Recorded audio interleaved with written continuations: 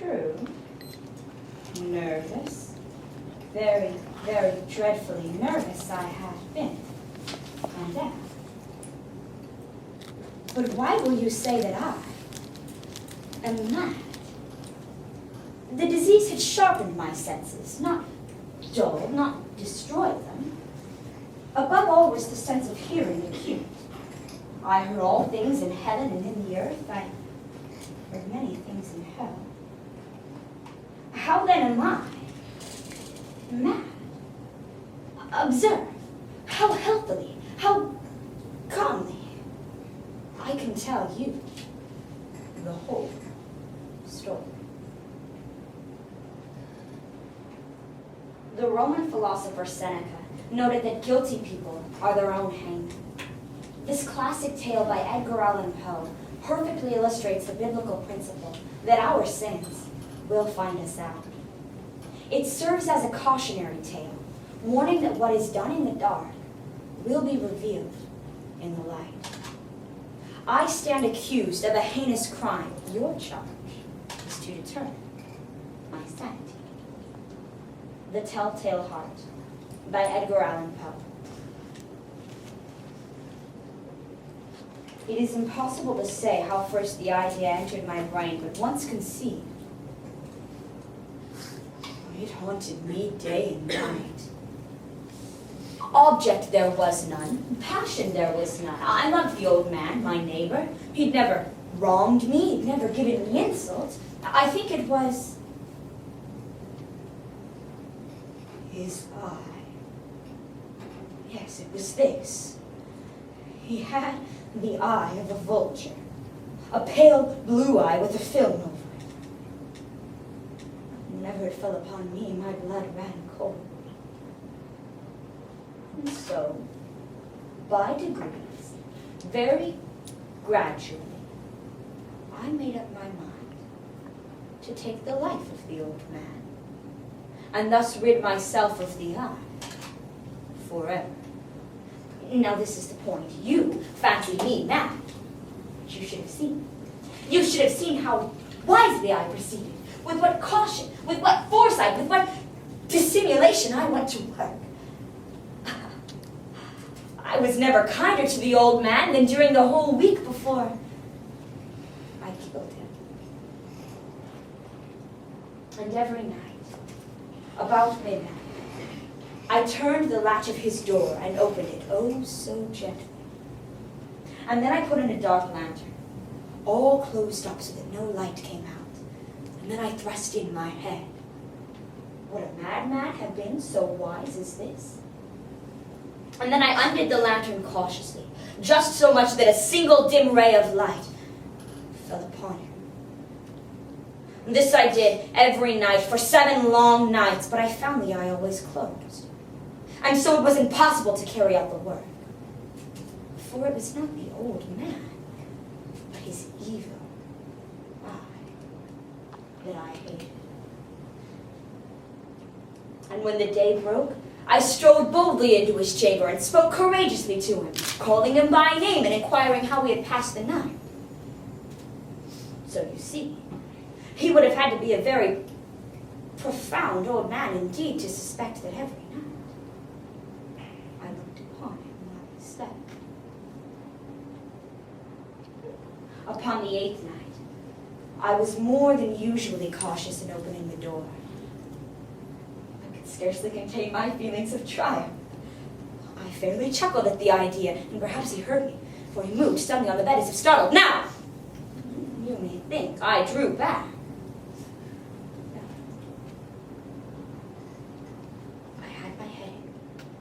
Was about to open the lantern when my thumb slipped on the tin fastening, and the old man sprang up in bed, crying out, "Who's there?" I kept quite still and said nothing. I did not hear him lie down. He was still sitting up in bed listening, just as I have done night after night, hearkening to the death watches in the wall. Presently, I heard a slight groan, and I knew it was the groan of mortal terror. I knew what the old man felt, and I pitied him. I knew he had been lying awake ever since that first slight noise. His fears had ever since been growing upon him. He had been trying to fancy them causeless, but had found all in vain, because death, in approaching it, stalked over him with its black shadow before him and enveloped the victim. And it was this mournful influence of the unperceived shadow that caused him to feel my presence within the room. When I had waited a long time, very patiently, I resolved to open a very, very little crevice in the lantern, until at length a single dim ray, like the thread of a spider, shot out from the crevice and fell full upon the vulture eye. It was open, wide open, and I grew furious as I gazed upon it. I saw it in a perfect distinctness, all dull blue with a hideous veil that chilled the very marrow in my bones. I had directed the ray as if by instinct precisely upon the spot. And have I not told you that what you mistake for madness is but over-acuteness of the senses? Now I say, there came to my ears a low, dull, quick sound, such as a watch makes when enveloped in cotton. I knew the sound well, too. It was the beating of the old man's heart. It increased my fury as the beating of a drum stimulates the soldier into courage.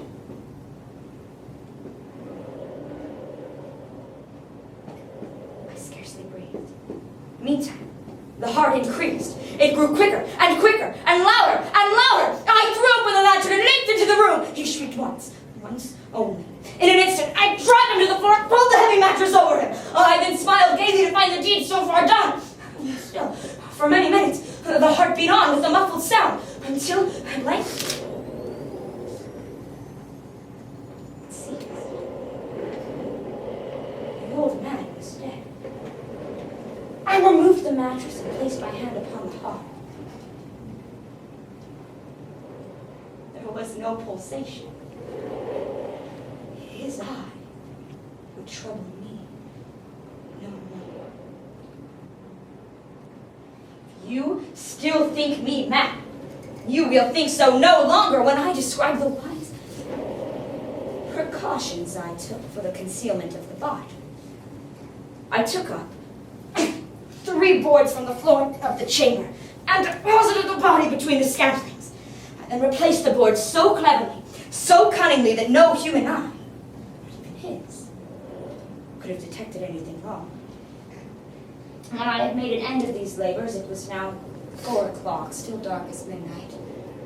As the bell sounded the hour, there came a knocking at the street door. I went to answer it with a light heart, for what had I to fear?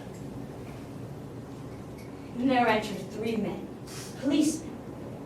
A shriek had been heard by a neighbor during the night. They had been deputed to search the premises.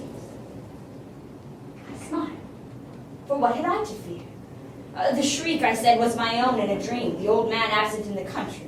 I bade the gentleman welcome, led them to his chamber, showed them his treasure, secure, undisturbed. In the enthusiasm of my confidence, I brought chairs into the room, and desired them here rest from their fatigues, while I, in the wild audacity of my perfect triumph, placed my own seat precisely upon the spot beneath which reposed the corpse of my victim. The officers were satisfied. They chatted of familiar things, but ere long, I felt myself growing pale and wished them gone. My head ached, and I fancied a ringing in my ears, but still they sat and still chatted.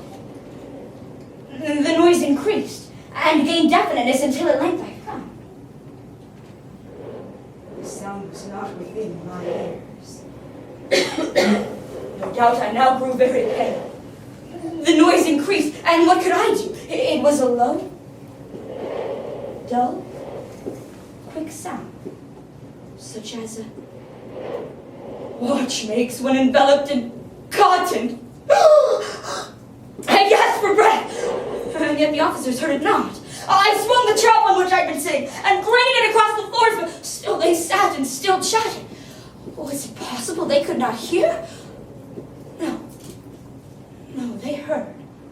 They suspected. They knew. They were making a mockery of my horror.